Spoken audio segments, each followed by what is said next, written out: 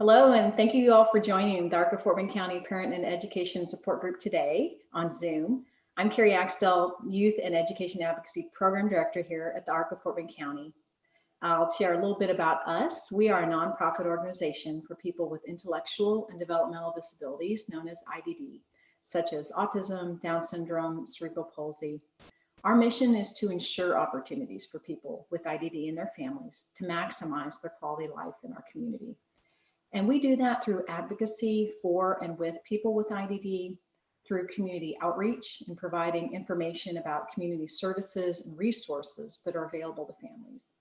We provide presentations, resource fairs, parent support groups, such as this one. We hold a variety of excellent social and recreational programs, such as Teen Tween Social, Teen Pals program, Parent Night Out, 20-somethings, the social group, adult social recreation, Special Olympics for adults, and much more. So if you have any questions about the ARC of Fort Bend County and what we do, I encourage you to visit our website, arcoffortbend.org, and also like our Facebook page, which we do update regularly with community events and information. And you can also reach out to me if you'd like. I have put our contact information in the chat box, as well as my contact information as well. So feel free to shoot me an email. If this is your first time joining us, welcome. You're in for a real treat. There are some exceptional professionals here in our community who share their knowledge and expertise with us. And the ARC of Fort Bend County Parent Education Support Group meets the second Thursday of each month throughout the school year at 11 a.m. This month, we're honored to welcome Debbie Elder, an internationally recognized speaker, innovator, and best-selling author, who is also the owner and head of school for Shady Oak Primary School right here in Richmond, Texas. So today, Debbie will introduce the Nurtured Heart approach to parenting and give us some valuable takeaways. But before I formally introduce Debbie, I'd like to go over what to expect during the meeting. When you logged on, your microphone was on mute, and please remain on mute when you're listening to the presentation, just to cut down on background noise. But if you would like to ask a question during the presentation, please do. Debbie is open to this being interactive. She's going to ask you to kind of talk and get involved and ask questions. So feel free to unmute yourself and ask a question when you have one, and then just remute yourself when you're done asking your question. If you're more comfortable typing your question, you can use the chat box as well. I'll be checking the chat box throughout the presentation, and Debbie will also accept questions at the end of her presentation. So we usually learn a lot from your questions. So feel free to jump in there and ask your questions. They're great. As some of you may know, this group has a dual purpose. The presentation is first at 11 a.m. and then at noon, after I stop recording, the parent support group portion begins. And parents who like to stick around and visit and bounce questions and ideas off of each other, we encourage you to stick around, and I'll stick around as well and chat with you all. And as always, if you have a question you would like to discuss offline with me, just one-on-one, you can always send me an email at kaxtell@arcoffortbend.org. And again, that information is in the chat box. So without further ado, we are pleased to welcome our speaker today, Debbie Elder, who is an internationally recognized speaker, innovator, best-selling author, and leader in motivating people to be peak performers. Her years of experience working with students, educators, and business owners has equipped Debbie to train in a variety of areas. As certified in the Nurtured Heart approach, Debbie believes in teaching to the whole child, which builds students' confidence and self-worth. She focuses on ambitious results and has written extensively on behavior strategies for both parents and teachers. Debbie is the owner and head of school for Shady Oak Primary School and is a founding member of the We School movement for revolutionary change in education. Debbie's TED Talk focuses on the core principles she uses when designing all of her school curriculum and culture. The 6 pillars are connection, collaboration, communication, creativity, critical thinking, and problem solving.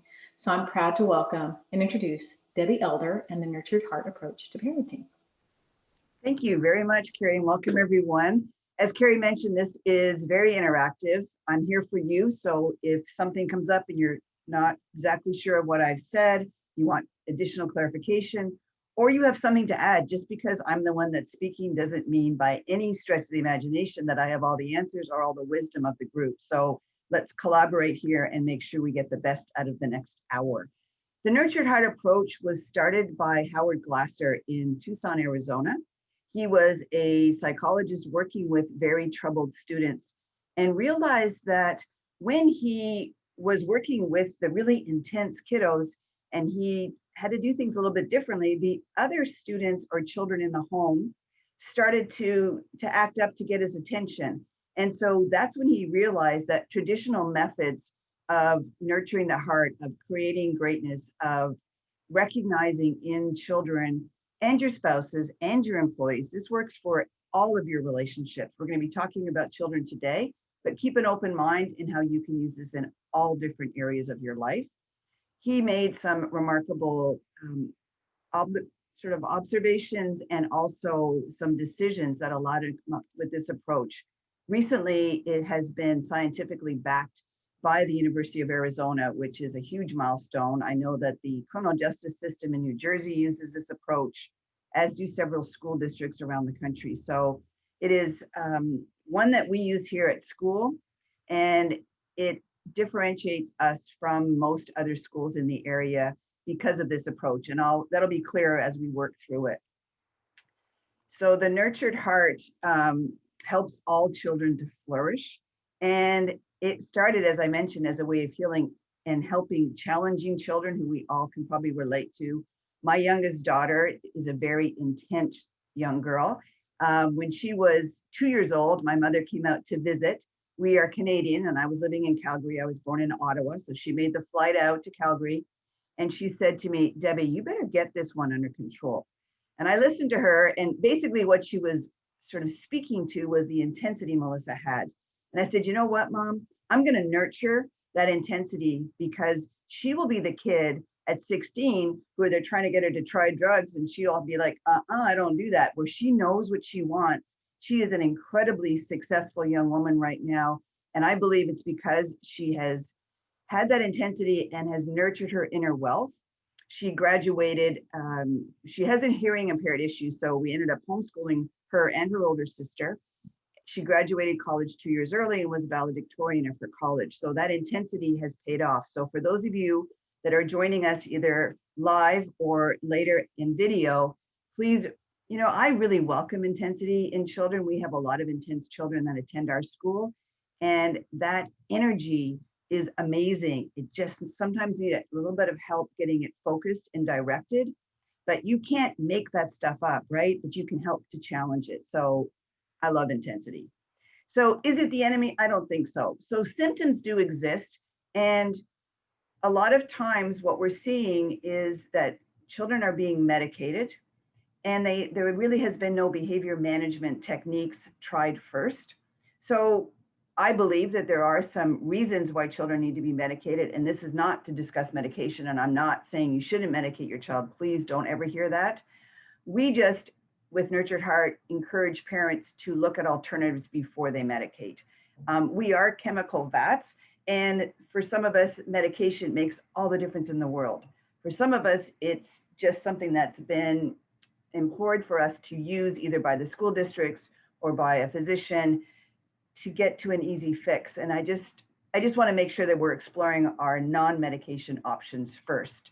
So, and with us, we don't believe that improvement is enough. We're looking for transformation. So what this does, if you think back to some of the other child management techniques, there's Love and Logic, there's ABC 1, 2, 3, there's so many different techniques that parents have been taught over the years.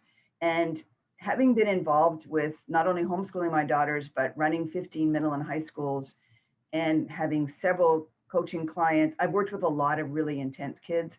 I also worked at the Young Offender Center in Calgary. So I worked with young men between the ages of 12 and 18 who were in jail for doing crimes that were very, very serious. It was a secure facility.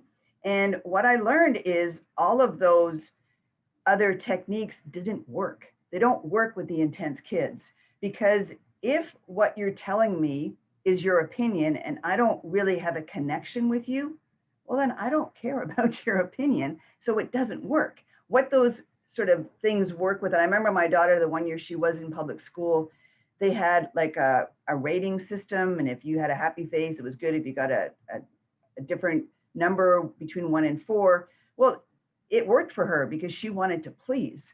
But when you have children and students who are not interested in pleasing, those systems don't work because they have no value to them whatsoever.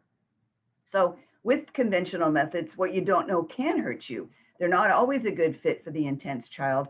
And so inadvertently, they can make the situation worse. So we had a young boy who came to start with us in 4th grade several years ago. And he walked into my office on the first day of school and he looked me in the eye and he said, "I'm bad and I'm stupid and I like it."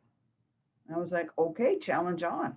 And what he was sharing with me with was what he brought into my school and, if you will, his portfolio, right? He had evidence of being stupid, of being bad that he carried with him. That was his story. And what I want to help and what I do help children do is to leave on the floor of the editing room, if you will, the pieces of their story that no longer serve them. But that doesn't happen overnight. So what we had to do with this young man is pull out very gently some of the things that his artwork, if you will, in his portfolio and replace them with new impressions of himself. And that took a little bit of time. I would do things like he'd be at his desk holding his pencil, thinking about maybe doing work. And I had one of those Polaroid automatic cameras. I would take a picture, wouldn't say a word. I just walk by and I'd place it on his desk. In other words, he was doing the right thing and I caught it. It's irrefutable evidence. And I really want you to remember that term because my opinion with this young man meant nothing because we had no connection yet. He was new to my school and he made it very clear he was not interested in connecting with me or any other adult on my campus. And so we had to be very careful on how we engaged with him. By the end of February, he had stepped into, so from September to February, he had started to step into a leadership role. And I think my teachers, when they would drive to work in the morning, would cry that they had to deal with this young man at school that day. And then when it was time for him to leave at the end of the 5th grade, they literally cried because he left. The transformation was unbelievable. His parents could not believe it. He couldn't believe it. He was so thankful because nobody wants to be bad and nobody wants to be mean and nobody likes living like that. Think of those days, ladies, when you had a bad hair day. It's not a good day, right? We all like to be happy and joyful and to feel success because success builds on success and it feels good. And so getting our children to that way of believing and thinking about themselves starts with this irrefutable evidence. So when you're building your inner wealth, we need to help the kids be strong on the inside so they can have what they need on the outside. And that story I told you about Melissa was very similar to that. We built her inner wealth. I used to work with her and her sister on positive affirmations. So I'm going to date myself here, but it was like in my mind, they had like a cassette in their head. And I wanted to make sure I filled up that cassette before they walked out my door, being able to celebrate their inner wealth and being able to affirm their greatness, so that when they came across things that were difficult or people that were difficult, they didn't need to look to the outside world to affirm and recognize how great they were. So building inner wealth in our students, building inner wealth in our employees, in our spouses, can really help to engage in a higher level of relationship, which we all know is really important, especially when raising children. So from the approach from the inside out, I'm going to give you some stories and some analogies that I think will help you to remember this. And before we do that, I want you to know this is totally different than your mother tongue. I'm gonna be presenting you ideas and things that I want you to do that are going to feel a little awkward. And I'm going to ask you to have grace with yourself as we go through this. Having done it, I know that it took our teachers who come to school and are in a professional role, which is a different mindset sometimes than doing laundry, making dinner and trying to parent, right? And it took a couple of years to get this exchange from what they were taught growing up to a different language that they now use. And so again, just have grace. So there's 3 stands, and we use the word stand intentionally because when you take a stand, you're not being wishy-washy, correct? And if you look at a stool, it has 3 legs to keep it stable. And so these 3 stands are the core of what we use in the Nurtured Heart approach. So it's absolute no, absolutely yes, and absolutely clear. And those are the things that we're going to talk about today. So when we look at these, when you think about Toys R Us and our children, to them, we are the most exciting toy there is, right? Think about the last time you kind of lost your cool. I know for me, my face can get red, my voice can get a little shrill. You know, my husband has a vein right here that pops out and is quite entertaining. So, you know, if your children think of you as a toy and they can get you just get pushing all your buttons and all of this stuff comes out, you're quite entertaining to just sit back and kind of watch, right? So think about the last time you bought your child a gift from a toy store. Toys R Us no longer exists, but there's lots of other toy stores, Amazon, and they get it. And I have a couple of grandchildren and I watch when I give them a new toy. They kind of push all the buttons. I try to figure out how engaging it is. But if it doesn't hold their attention, where does it end up? In the bottom of the toy box. And so we need to look at what engaging, entertaining features we have that are benefiting our children and how do we use those to their advantage. So we want to give more energy when children are doing the right thing than when they're doing the wrong thing. So if you think of acceptable behavior as a line, everything that your child, your spouse, your employee does above the line, well, that's what's expected, right? Why would I speak to that? The children know that's what they're supposed to do. They know when they come to school, they're supposed to sit down and get out their notebooks and their pencils. And my children know they're supposed to put their dishes in the dishwasher and bring their laundry down on Thursdays. But if we're being really honest with ourselves, we typically don't comment when they do something above the line. But the minute they cross that line, man, we are on them. We're going to tell them what's wrong. We're going to correct them. We're going to teach them. And that's where they get the energy, and that's where they get the connection, and that's where they get your time and your intensity back. And so we really want to encourage you to take that wheel, if you will, and let's turn it upside down. Let's start to recognize and give energy to all the right things they're doing, all the great things they're doing, to start building that inner wealth. I know from dealing with thousands and thousands of kids over the years in several different countries, they want to please you as their parent. They want to please you as the authority in the school. It's our job to make it easy for them. So if, for example, you've had a rough day at the office and you get home and your child's begging you for a cookie and it's 5 o'clock at night as you're cooking dinner, you have a little bit of a headache and you're just like, it's just too much. So what do? You go to the cupboard, you give them the cookie. The next night, you've had a fantastic sleep. Your boss is out of town. It's been an awesome day. You heard from an old friend on the way home. You feel really good. You got energy. No cookie tonight, because tonight you feel as though you can divert. You can work around that. You have the energy.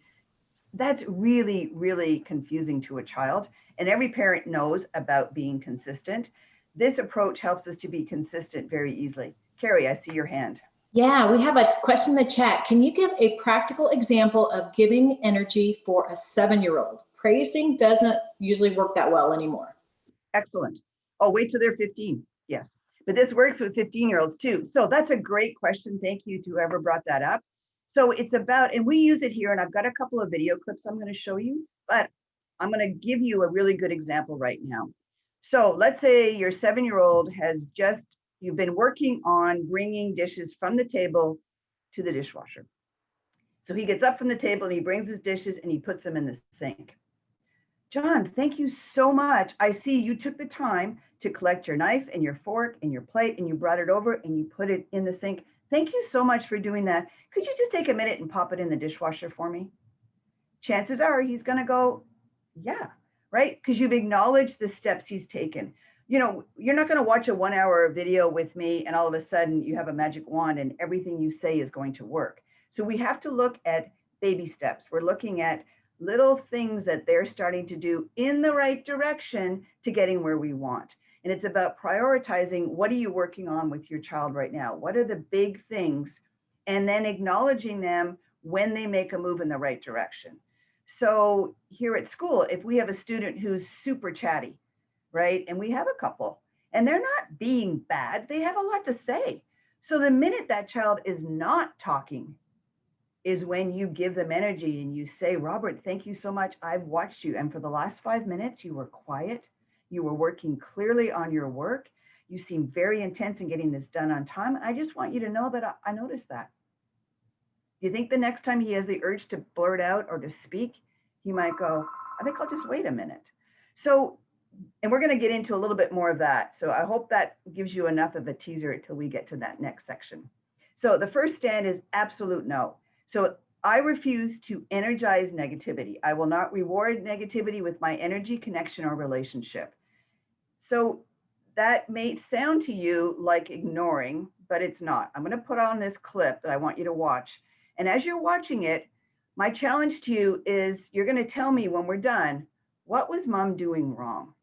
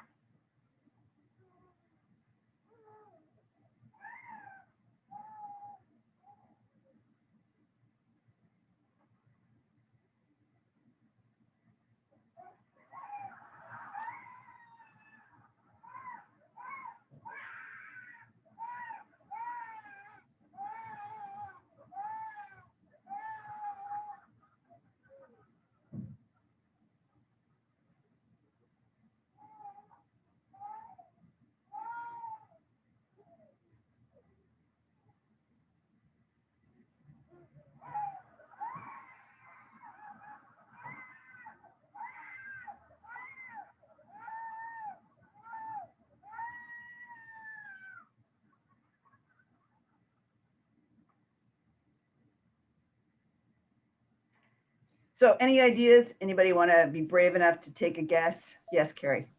So in the chat, we have some comments that one, she made herself visible. Another saying when he stopped, she should have gone to him.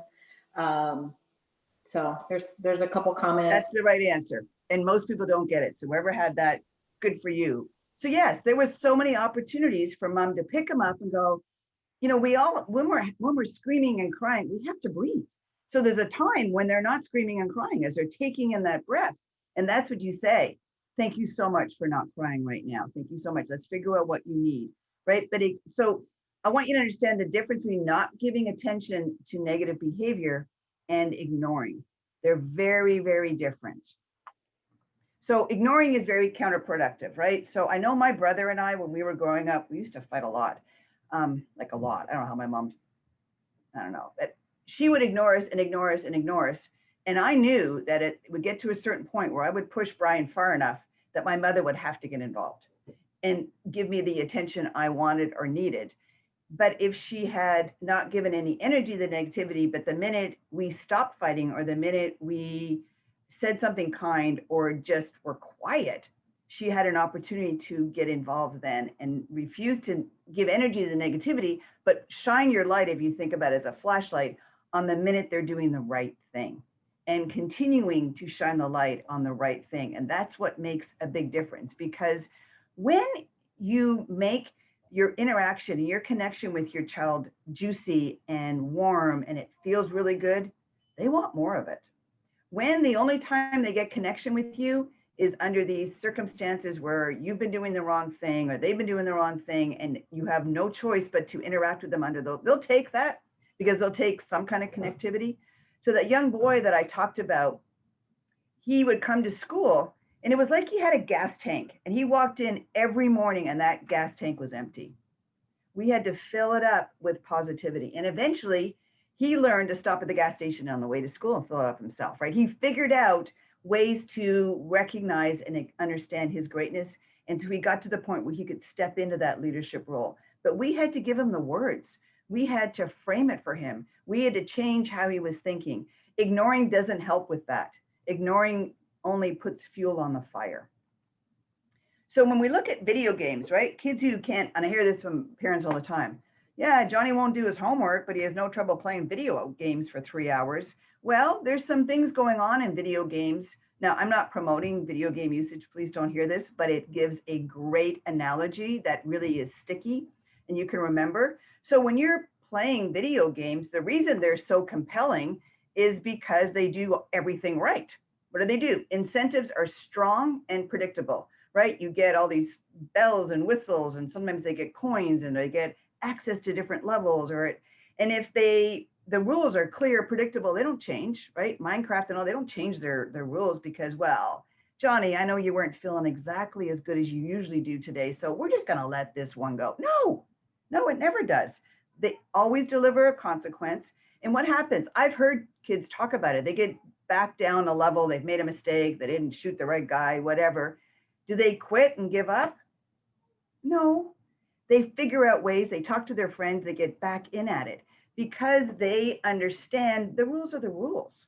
We mess it up when we start allowing for them to have warnings or for them to, we'll just let something go. Either we're too tired to deal with it, or, we know that, their cat died this morning. And so we have to, we're going to go easy on them. I understand the sentiment behind that, but it's not serving the child. So stand 2 is absolute yes. I relentlessly create and energize positivity and success. I energize and nurture firsthand experiences of success. And firsthand is really important. So if your child is or a friend of yours, anybody is out swimming and they're starting to drown, what are you going to do? You're going to throw them a life preserver, bring them in. You're not going to start teaching them swimming lessons in the middle of this episode of having trouble staying alive in the water. But as parents, as educators, as people, we do that. Think about the last time your child brought home their spelling test and there was 20 words and they got 2 wrong. Every parent in America pulls them aside and goes, hey, Carrie, that was really good, but let's just go over these 2 words. What did we miss? 18 words they got right. What drives that? Fear.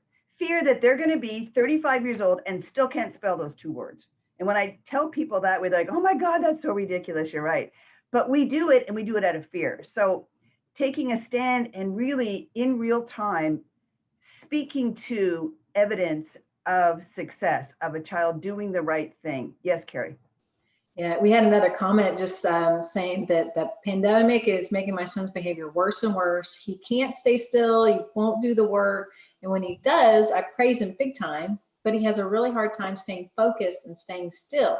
He gets very emotional. And yes, video games, he does get hyper-focused. Yes, and I think part of that is looking at, just to divert quickly for this question, and I will stay on as long as I need to. I'm in no rush. So we can answer all of these questions. But we have what we call, is referred to in the industry as flexible seating here at our school. I don't expect a child to sit in a desk. Some of my best thinking, and I tell the kids, if you see me out wandering around the school and I've got one of those magic white erasers in my hand and I'm sort of cleaning, 2 things are going on. I'm either procrastinating, like y'all do, and I don't want to do my work that I should be doing in my office, or I need time to think. Sometimes I think really well when I'm out doing, really monotonous things. Other times, and so being able to allow the child to have the ability, maybe they think better when they stand up. Maybe there's a better way to do their homework where we're using different tools, and we can dig into that a little bit deeper. But I think sometimes we get into, no, a child needs to sit at a desk and do their work. Well, not really. A lot of our children do really good work lying on their bellies and writing in their notebooks that way. Other children like to do work at a table as opposed to a desk. And so it's really digging in to find out what they like, and listening to the child to hear what they like, and setting up some ways to help them meet their needs. And again, keep remembering, they want to please you because you are the most important person to them as their parent. May not always look like that, but that is always their goal. So there's new ways of being positive. So with that young man that I mentioned who came to us in 4th grade, if I had waited for him to do something good, yeah, we'd still be waiting. If we had waited to catch him doing something good, we'd still be waiting. And so you really need to look at what they're doing in the moment that's in the right direction of where you're trying to go. So you want to use very specific. So attaboys and way to go, I call those drive-by praisings. They don't mean anything. They're like junk food. There's no nutrition to them, right? You want to get really specific about what they're doing. Yes, Carrie. Yeah, so we have another comment, also some examples for middle schoolers and high schoolers. All right. So we will continue with these. So I have, as I mentioned, our feeder schools, a middle and high school. They are a Nurtured Heart School. And here's what happens. The teenagers hear these words and they're going to give you the face like, oh, really, mom must have taken another one of them parenting courses. But I'm telling you, when you use this approach correctly, it lands. I don't care if you're 15, 55, or 5. It lands if it's done right. And for any of you that are interested, I have lists of things that you can use and words that you can use. But it's about being very specific. So Robert, I see you picking up your pencil and getting ready to do some work. And what that shows me about you is that you really care enough to do the right thing when you're here at class and to get your work done so you can enjoy free time when you get home. That's a lot of words, right? It sounds like, oh my goodness, who's got time to do that? You're going to see a clip in a minute how you don't have time to do that. So you need to give evidence of their greatness. I know when I was growing up, and I share this with my students, I have some specific skill sets that are unique to me, but I didn't know that. I thought everybody could do what I could do until I realized they couldn't. So one of our jobs on our campus, and I'm sure as parents, is to point that out to students because they have nothing to compare it to. So when you give them evidence of their greatness, when you can call it out and name it, they can own it. If it's not named, they can't own it. So you want to ensure that those feelings are ingested and they become part of who they are. And the way you do that is by giving them irrefutable evidence, as I mentioned earlier. So here's a great way to energize success. Oops, hang on. Sorry about that.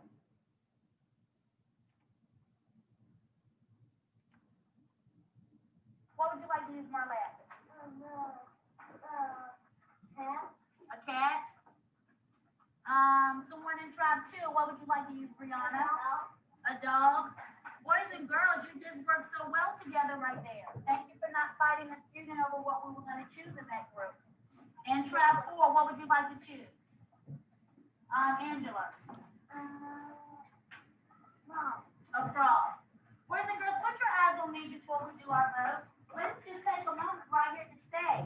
During that process, no one fussed, no one was fighting, no one was saying, pick me, I want my answers. You could have been doing all of those things. You could have been fussing and feuding and yelling about what you wanted, but you were respectful to each of your classmates in your tribe. You know what that shows? It shows discipline. Exactly, Brianna. Thank you, Haley. And it shows teamwork. It shows you are disciplined first graders and you have teamwork. Kiss your brains for that. I love the kiss your brain. So what she did there is she took time to acknowledge what was working. And so many parents have told me, ooh, Deb, if I say, you know, I'm glad you didn't climb the fence and escape. And if you don't think they already know those things, if you don't think they already could have fussed and feuded, yeah, they know all that. And the fact that they chose and restrained themselves and didn't do it should be acknowledged and should be celebrated and should be said out loud so that they can know that, you know, this is not easy being good, Mom. I'm trying really hard here. And you're like missing all the things that I'm doing that are great. And so and we're not going to have time to get into it today, but there's different levels of recognition. And this particular recognition is looking around and going, okay, what are they not doing? And what can I call attention to? So that's how you kind of get around that, you know, if you're waiting to catch him being good, but you know what? He's not punching his brother right now. And he's, you know, there's all different ways to acknowledge success. So here's an interactive piece. There's a picture here. What do you see? What's happening? What's not happening? And what does it say about who they are as a person?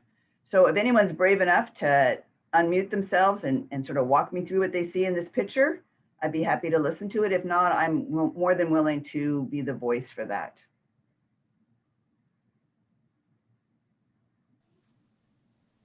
Yeah, so I'll take number 1. So it looks like a group of perhaps an adult and teens, tweens, I don't know, young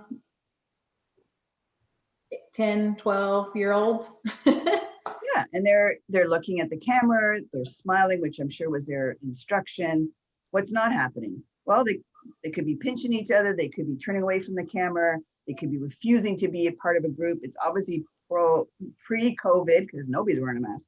but they really are doing what has been expected. So what does that say about them? They care enough to do the right thing and have enough internal respect of themselves to stay in integrity with their word. And so this slide is intended for you to look past the obvious and to really dig into what could I acknowledge that's working right now. And I will tell you, it's like you've just given them like a little angel on their shoulder, and you're like in their ear telling them all the great things they're doing throughout the day. Like I would love that. And so I've got to the point where I start to do it for myself, right? So that's what we're trying to give our kids, is that language that they can speak to themselves in, so that they can start to recognize their greatness without the help, as I mentioned at the very beginning, of the outside world. So we're trying to teach them not only and to acknowledge it, but we're also giving them words that they will use themselves. So, but you got to build that foundation first. So, for example, if you're using a timeout with, it was the first week of school, and all the kids are in there, and nobody really knows anybody, and my only method of discipline is timeout, and I'm trying to get the kids to do work. Do they want to do the work? No. So you give me a timeout. I'm like, dig it, cool.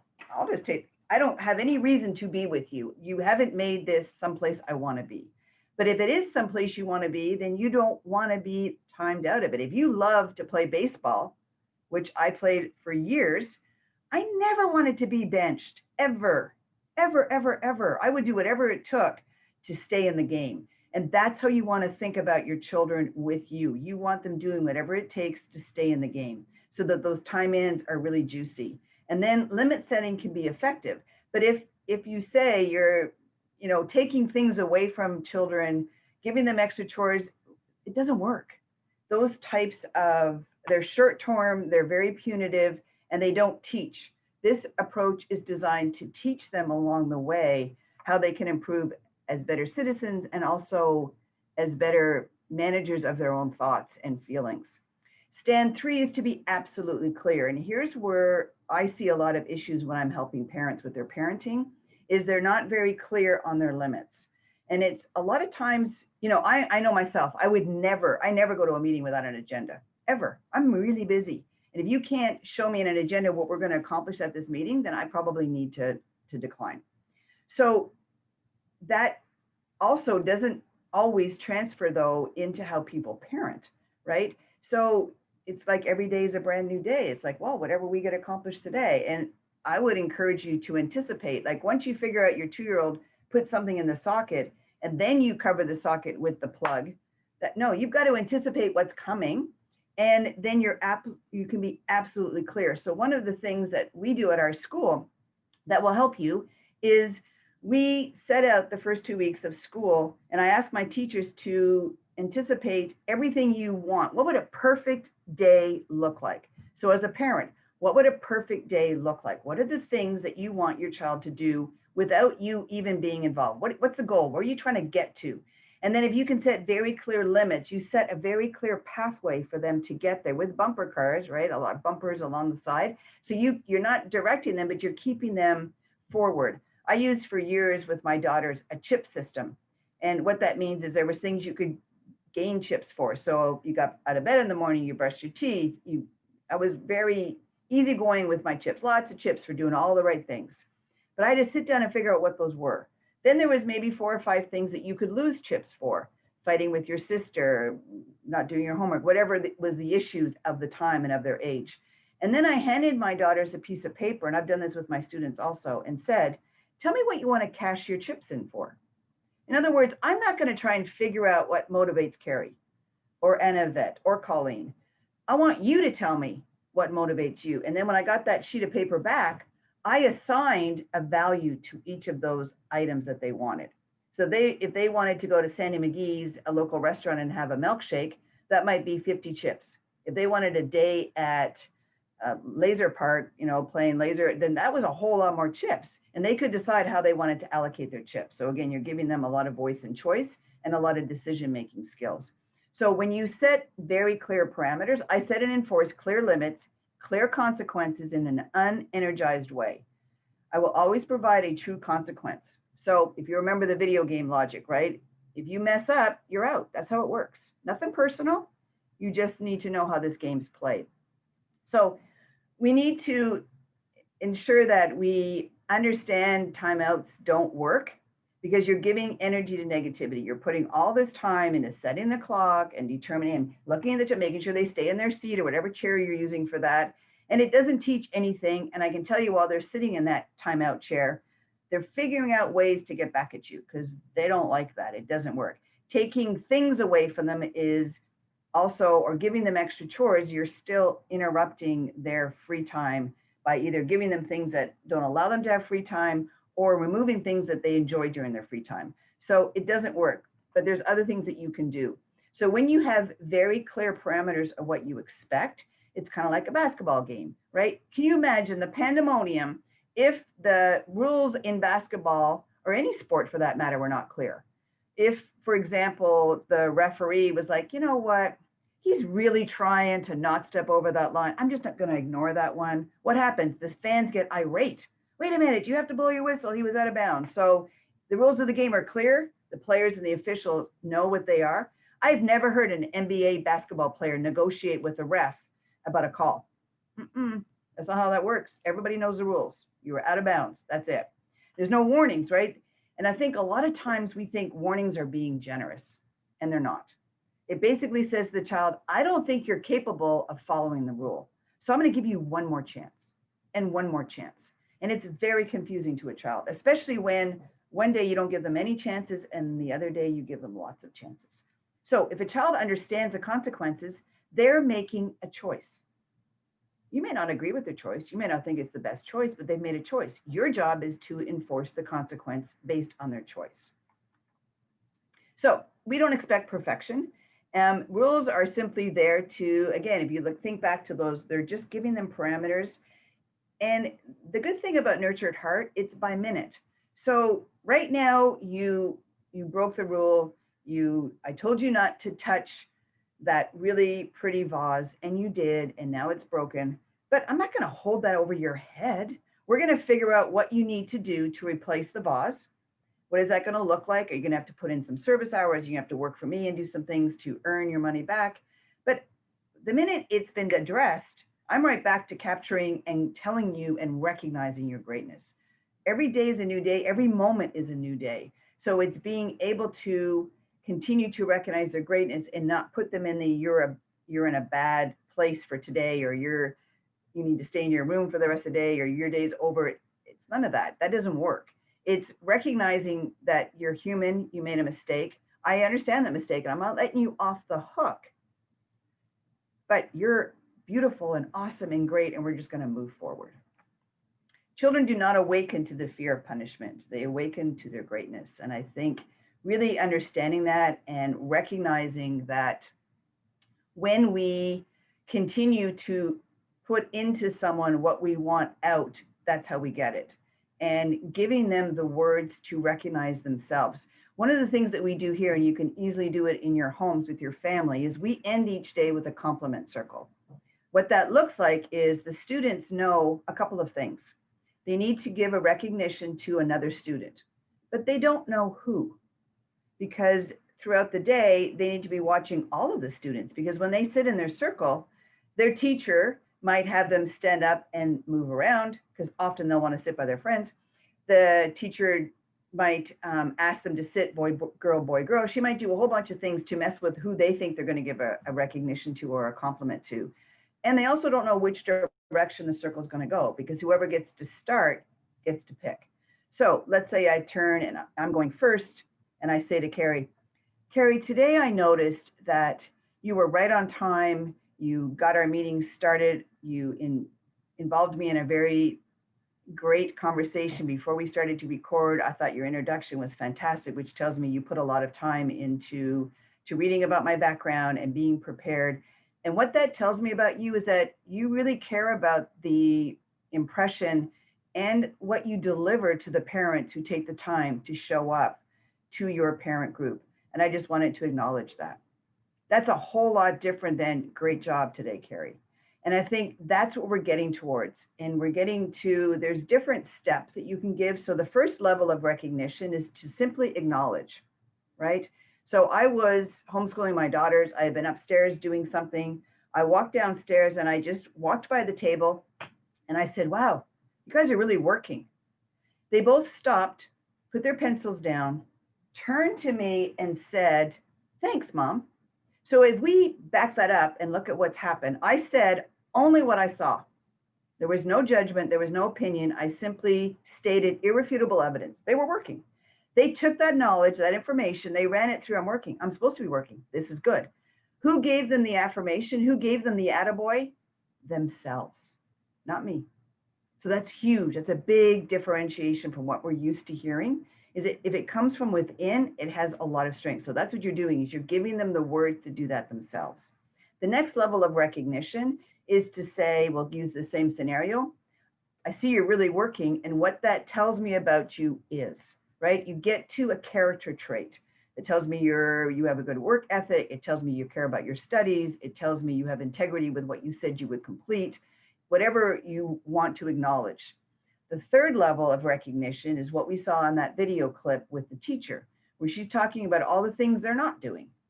And then the fourth level is called a creative recognition. And this is what you use with very intense and perhaps difficult children. So here's a great story of a creative recognition. So this man goes to see his family psychiatrist and he's meeting with him one-on-one. And then the psychiatrist says, it's time for you to go get your son. So he drives to school to pick up his son to bring him back for a combined meeting. And he says, you need to give your son a recognition on the way. And he's like, Doc, I love my son, but I don't like him right now. And that's going to be really tough for me to do. He goes, I trust that you can do it. You got this. So the whole way there, he's driving, he's thinking. His son's about 6 or 7. So he goes and picks him up at school, gets him into the back seat. He gets seated himself. He's looking in the rearview mirror. And as his son starts to pull his seatbelt down, he waits just till it's about to click in. And he says, Johnny, can you buckle up, please? Click. Thank you so much for listening to my words and following what I've asked you to do. And he continued to anticipate. The next thing was to shut the door. Well, he leans over. We all know physics. There's a certain point when you're pulling that door closed, it's coming closed. It's not going back the other way. And the minute he gets really close to it, he says, do you mind shutting your door for me, please? Bang.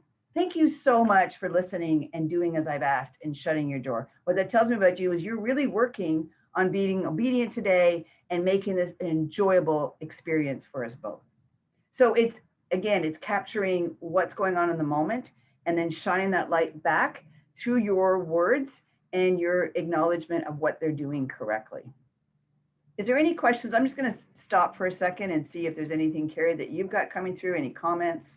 Sure, yeah, and there were a couple really great questions, and I thought they were specific. So I said, well, I'll hold them till the end. But if this is a good breaking point, I will go ahead and go up here and look at some of our questions we had.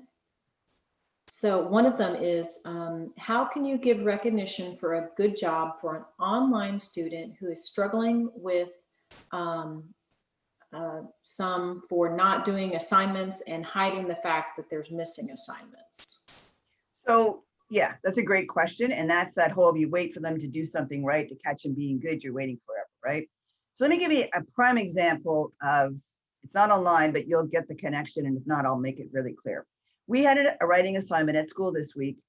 It was 3 paragraphs, 5 sentences per paragraph on a Christmas story. And the prompt was a beautiful picture of a fireplace and a Christmas tree lit, and the students were to write a story. We have a 5th grade student who really struggles to get stuff out onto paper. So I said, well, what if you drew a picture first? And that might get you in the mood, get you thinking as you're drawing the picture, and then you can write. And again, it was 3 paragraphs, 5 sentences per paragraph. She walks in today so incredibly pleased with herself, which she never is. She really beats herself up. Her picture is beautiful. It's obviously taken a lot of effort. 1 paragraph, 5 sentences. Now I have a choice to make. Do I quash this kid who really feels success for the first time because she didn't meet exactly my requirements? Or do I celebrate with her in what she's done and allow her to get to my expectation point when we can get her there? So the student who maybe hid some but brought some assignments took some effort, got going. All of that needs to be, because you know yourself when, let's say you're running a marathon and it's really hard and the person beside you is telling you you're not going fast enough and you still have 5 more miles. It's like, stop. You know, what if you were to give me encouragement so I can get to the long haul?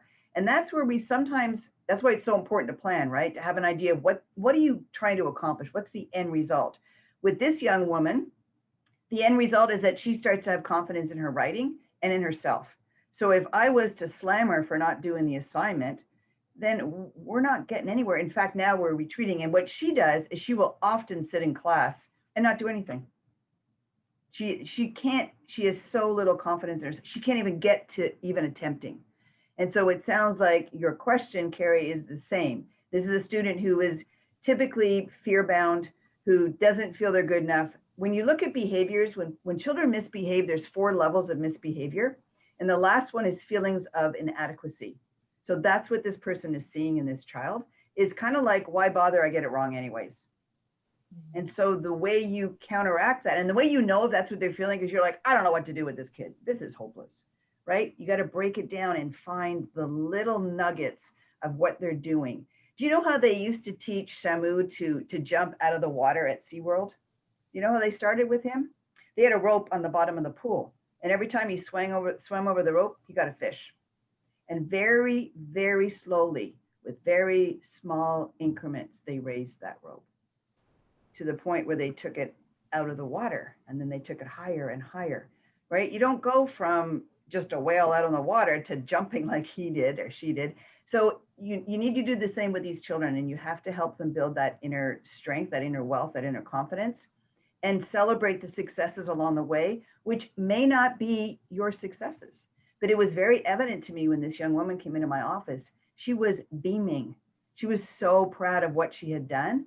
And there's a fine line when you're learning, right? Between, if it's too hard, we give up, we don't want to bother. If it's too easy, we're not interested. And as a teacher, straddling that line, because it changes with each individual child, and virtually it's even more difficult, but I applaud the person who recognizes that's going on and is willing to ask the question on behalf of that student. And if they have additional questions around that, they're more than happy to reach out to me. Yes, Carrie. Sure. So now maybe as a follow-up, is there any, so this sounds like this particular situation, and I'll get to, we have some other questions too, but just to kind of follow up on this initial question. So it sounds like the assignments aren't being done at all. What kind of benchmarks or what kind of strategies would you suggest for maybe inspiring the student to, you know, hey, we start with just, you did a assignment today, even though there were 5 that were due, you did a assignment, maybe celebrating those things, or what kind of strategies do you have? So celebrating the milestones, one thing that I've done is I work alongside my students. So when we shut down, because we had to, in the spring, I had a young student who was really, I had 2, one was really struggling in math and one was really struggling in reading. And being in the large group with the Zoom just wasn't working. So their parents reached out to me in desperation. I said, don't worry, I'll work with them one-on-one. So I did. So with the math student, I used the white screen on my computer and we did it together. And then eventually I got to the point where I'm like, okay, Carl, game on. Let's race. Let's see who can get the math question done first. And all of a sudden, it's like a game. And all of a sudden, he's like lighting up. And at the end, I said, what do you think? He goes, I'm pretty smart in math. That's all we needed. Because somewhere along the way in his portfolio, he had been taught in public school that he was stupid, that math was hard, that it wasn't for him. And so the brain just shuts down. But when we eased in and there was no pressure, I had no expectations. He stayed with me. And by the end of that first hour, he was like, all right, then. Now, was it like we were over and done? Heck no. The next time we learned the next strategy was the same thing. We had to go back, go slow, do it together. But I never kind of threw him out in the deep end and said, figure out how to swim. And the same with the little boy that was learning how to read and struggling with it. I gave him the words. I didn't say, oh, come on, Carrie, I just taught you that word 3 pages ago. Sound it out. No. Because what happens when we do that, 1, they lose their confidence. 2, they lose their comprehension. You can't remember the story if you're sounding out the word. Give them the story, right? What are you trying to accomplish? A student who feels successful about accomplishing something, right? You can get to taking them to the next level when they're ready to go, but not everybody's ready to go to the next level at the same rate. So Excellent. All right. Thank you for that. That's a great strategies. Make it a game, make it fun. yeah, Those little bits at a time make a big difference and build their confidence. yes. And All don't right. expect them to produce. You know, it'd be like going to a new job and you imagine the stress and the pressure if you had to produce right away and you weren't even really sure what production looked like, right? That happens. And then think of the last time you were fearful. Your whole body, and it's a whole other topic, but I do a lot of training on what is going on in your body when you're in fear. What's happening when you're stressed? What does it do to your brain? Well, I can tell you right now, it shuts down all the pieces you need to solve the math problem. So we really have to be very aware of what environment we're setting up with these kids when we're trying to get them to do what we want them to do. So also in the chat, we have one of our comments, a young man you will know, friend of ours, Justin Moen, who said that Debbie did have me go further and push me to be more successful, and he's doing what he wants today. So Justin, just wanted to acknowledge and thank you for that. Thank you, Justin. Also, we've had some other great requests for the list of positive words that you have, and also this PowerPoint presentation. People are asking, hey, can we get a copy of that? So there's been some requests for that as well. And if you'd like, if that's something or whatever materials you are willing to share in the Zoom, I do have everybody's email address that, of course, logged on today so that I can get that to them afterwards. So. Sure. All right, very good. So the next question I have here was, listening to you, I can see how my daughter has gotten stuck on a negative Nancy attitude. How can I fix this? For example, now she gets upset when I tell her, thank you for being kind to your brother, or just when she wakes up and she says she's going to have a bad day. So what that is they don't believe what you're saying because there's no irrefutable evidence. And so in her mind, it's like, yeah, prove it. Or I just know it's going to be a bad day. And that's letting circumstances determine and discern how you're going to be, and teaching children that your circumstances have nothing to do with how you're feeling inside, right? It's like the whole idea of nobody can make you mad unless you let them, right? Nobody has that kind of control over you. But when you're a child, you don't know that. And so that's one aspect to do it. The other thing is to really hear, why do you think you're going to have a bad today? That makes me sad. Talk to me about that. And get them to articulate. And it could be something like, well, I was really mean to Susie in the playground yesterday, and she told me she's going to think about what she's going to do back to me, right? It's a great way to, instead of trying to say, it's like growing up in Canada, my mom would say, Debbie, you need to put a coat on and grab your mittens. And I would be like, I'm good, Mom. And I'd go outside and I'd play. Well, I was good. And other days she was right, and I did need them. And she was a smart enough woman to not argue with me about that, especially, those natural consequences. If my hands are cold, I'll come back in. If they're not, why would we have a discussion about it? So if she says she's going to have a bad day, it's like, wow, that makes me sad. Tell me about why you think that's going to happen. And it's really validating and listening to what she says, and then eventually helping her to reframe that to that it doesn't have to be like that. So why do you think it's going to be a bad day? I don't know. I just feel like it's going to be a bad day. Wow. What could we do to change that? I don't know, Mom. It's just going to be a bad day. All right. Well, you know what I do and other children do when they're having a bad day, and it's giving them other ways to look at it. Yes, Carrie. Mm-hmm. Yeah. Very good. Well, so we've got lots of questions pouring in, so I'm trying to keep up with many of them here. We've got, and again, we can stay on as long as you'd like. And then also some of these questions might be good things to have as later on. For one example, one of the questions is, are there any apps that you find that are helpful to students? Perhaps that's something you might want to have some links or something that maybe you can provide to parents. Another one is, how can we as parents have the energy to implement this when we're so drained ourselves, especially right now with being with our kids around the clock? I think that's a really great question. And one of the topics I speak on a lot is self-care. And I will tell you, when you start pointing out the positives in others, like your children, you feel really good. It feels really good to say, wow, thanks for picking up your toys. And that, instead of, oh my gosh, I can't believe you left half the toys here. It's like, wow, you got half the toys done. Can I help you get the rest of them in the toy box? I mean, it feels good I love what I do in my job because we're like detectives looking for greatness in all of our students, right? So when that's your mindset, when that's what you're looking for. So if right now I was to say to you, look around the space you're in, and I want you to find everything in the room you're in that's green. Go. Everybody look. You got all the green spot? Good. Give you a few more minutes. All right, close your eyes. I can see y'all, no peeking. Close your eyes. And I want you to bring up in your mind's eye all the things in the room that are red. You're like, Dad, that's not fair. You said blue. So what happens is what we decide to focus on is what we see. So if you can start to focus on their greatness and their goodness, that's what you're going to see more of. All the other things kind of float into the background, right? And if I had a slide up here, which I do, it's just not a part of this presentation, but I have a slide that has one purple dot in the middle. And when I ask people, what do you see? They tell me a purple dot. Like, that's so interesting to me. All this white and you see a purple dot.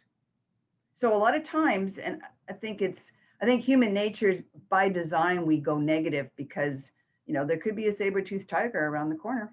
We got to be wary, but that's just how we're programmed. The goal is to get around that programming and be smarter than the average bear and look for the goodness and the greatness in our day, and to continuing with that rampage of appreciation. What do I love about my child? What do I love about my spouse? What do I love about this car that I'm driving in, this city I live in, these people I'm with every day? I just love that dress she's wearing. That feels really good. And so practicing it on your kids is like an added benefit. Yeah. All right, so some more questions that are coming in. One is about, I have a teen with autism who's nonverbal and physically aggressive at times. How would Nurtured Heart work for a child or teenager who maybe has some physical aggression?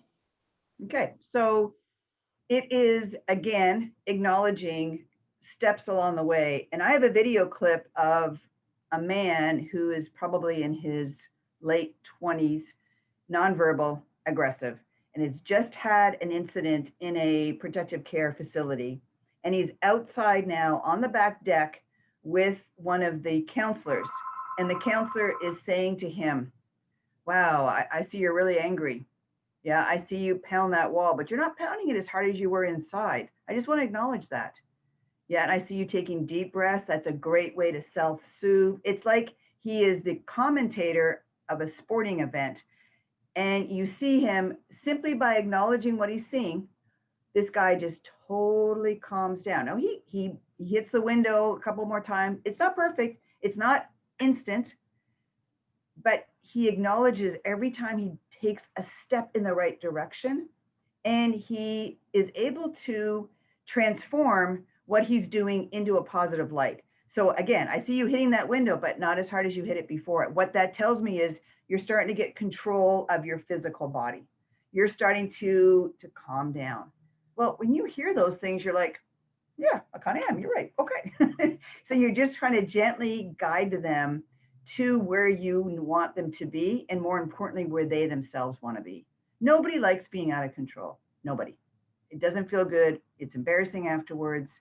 So anything you can do to help them, and to, which I'm sure this parent is doing really well, anticipate based on their behaviors when it's coming, and divert, distract, and enable them to not have to go through the pain of being physically aggressive is another great tactic. Very good. All excellent questions. And what I would do too is there some of the questions are kind of similar. So again, just the aggressiveness and nonverbal and different ways to communicate. So I think those strategies are helpful to the parents that had these different questions here. Another question was, which middle school and high school, which follows you all at Shady Oaks elementary level, do your students typically attend again? And so I'm working on right now at Gateway America Prep is one of the schools that I helped start 15 years ago. And then I'm working on a new project called RCI, which is a more technical one that I mentioned with the doing more internships, more skill. It's a very different way of educating.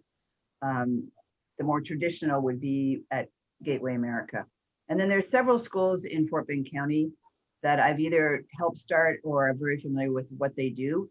And we are very fortunate in this county as we have a Fort Bend Alliance of private schools. So we are intimately knowledgeable about what we all do. And my basic and best resources for referrals come from these other schools because we've so developed our niche that we know. I can meet a family and go, you know what, they'd be so good at Nile Prep. She's not a good fit for me. Or so I'm happy. My phone number is here. That's my cell phone. That's my email address. Please reach out to me. I work with a lot of clients, but I also help a lot of people because I have a lot of passion for this. And so if there's a way that you might just need some direction or want to know more about working with me, whatever it would be to allow you to get to where you want to go to, I'm happy to help you along that journey or refer you to people that might have a different skill set than I have. And Debbie, for those who didn't catch our conversation, we were kind of talking offline a little bit before the presentation about Shady Oak Primary and what you all do there. So for those who kind of are interested in the elementary, K through 5, what do you all do there at Shady Oak and the population you serve? So we serve, our goal here is to represent the community we live in. So we have several level 1 autistic children on campus. We have children with dyslexia. We have children who are on the 4th grade doing 8th grade math. We look like the community, right? So and we have kids that are just average. And what we do here is we spend a very good portion of our educational time educating on the foundational skills, but also teaching collaboration, teaching connection, how to problem solve, how to think critically, how to be creative. And all of those sort of, they call them soft skills, but if you listen to any interview with any CEO in the nation, they will tell you that's what's lacking in the people they're trying to employ. And so we want to make sure that our children have the ability to think. When they go to Google, I want Google to go, huh? I want them to be able to ask questions that you can't get a Google answer to. That's creativity. That's really critically thinking things through. We do a lot of work on reflection. We do a lot of project-based learning, which allows students to really do what they do in the real world, is to collaborate. And in order to be a good collaborator, though, it's not like compromise. It's not like just working together. You've got to show up very clear on what your strengths are. And I've walked into a collaborative group and little 2nd graders going, well, I'm the best drawer here. I'm looking at, yeah, that'd be me. But you're really good at writing and you're really good at, and they own it. The older they get, they tend to not want to be as boastful or not want to be as owning of their information, but they are learning where their strengths are, which to me is so incredibly valuable so they can be a great contributor. And the more you can do of what you're good at, then you can compensate for the things you're not as good at. And so really giving them an opportunity to have a voice and choice to make decisions. We do a lot of voting on campus. They get to choose how things work here. They get to really feel that they are a contributor at all levels. They get to choose what they want to study. It's a very unique, and I would encourage anyone who's interested in learning more about us to do a couple of things. Go to our website that sort of teaches you what we do in theory. Go to any of our social media and you'll see us put it into place and actually do it and how we do it. And then if you're still interested, give us a call and I'd be happy to bring you on campus after the students have left for the day and give you a tour and talk to you about how you can get involved with us here at Shady Oak. Well, Debbie, we thank you for sharing this wealth of information, the strategies, the content that you shared. So some of my takeaways I loved. So celebrate your inner wealth. I love that. I have a very strong-willed daughter myself. So I love that, to not see that as a negative, but as a positive. And then those positive attributes, affirmations, and bring transformation to yourself. So many great takeaways, a lot of great strategies shared as well. And any additional questions you have Debbie's information there, and please reach out to her, and we will also be sharing the information, the presentation, and some of the lists and applications that Debbie might recommend to you all in an email after the presentation. So thank you so much. Thank you. Thanks for having me.